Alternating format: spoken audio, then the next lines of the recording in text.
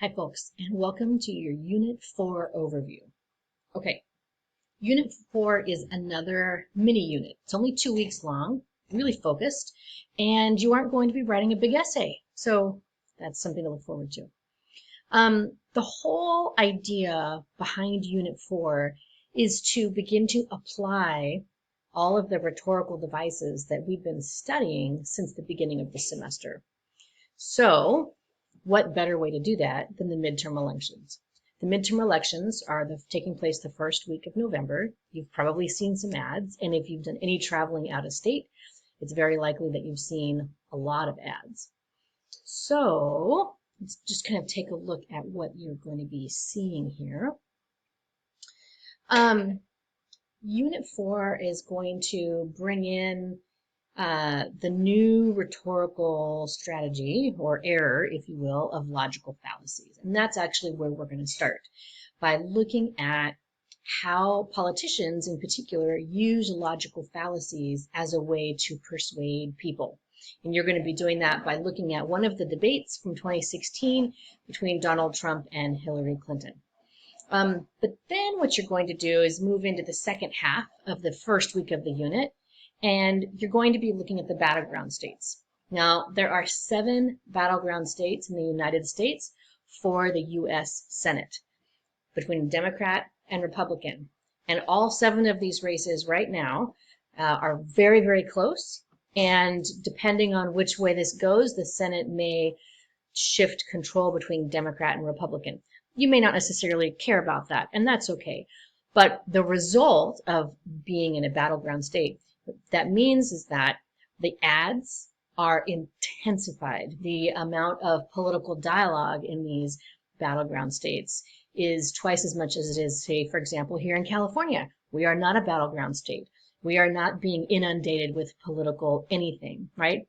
But places like Arizona, they are. Pennsylvania, they are. And so they make for a very interesting case study in terms of how rhetoric is being used to persuade voters.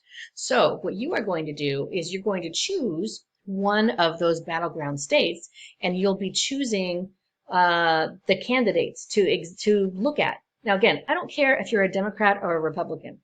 But what you're going to do for this assignment is you're going to choose a state, and you're going to look at how those 2 candidates are using rhetoric to persuade voters. Okay, so that's the second part of this assignment. Now, again, looking at logical fallacies, looking at the battleground states.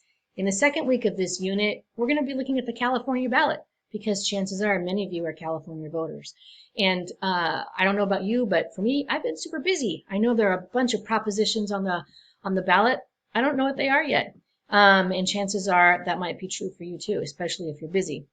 So the other assignment coming out of this unit is what I'm calling Vote California. So in the second week, you're going to essentially be doing the same thing as what you did in the first week of the unit. You're going to be choosing either a position that is being voted on or a proposition, right? So you might look at the people who are running for governor or lieutenant governor or treasurer, or you might look at the propositions. There are a handful of propositions on the ballot.